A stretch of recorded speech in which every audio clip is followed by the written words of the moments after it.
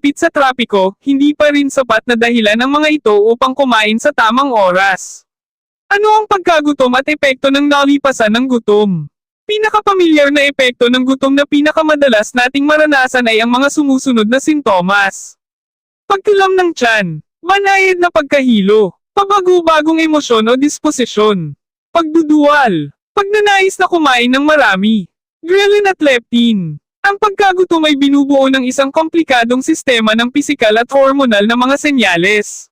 Kabilang dito ang maraming bahagi ng katawan tulad ng utak, pancreas, tiyan, at iba pang bahagi ng bituka. Mayroong dalawang pangunahing hormone na sangkot sa mga senyales ng gutom at ito ang ghrelin at leptin. Isa sa mga epekto ng nalipasan ng gutom ay ang pagtaas ng antas ng ghrelin na ginagawa ng iyong tiyan.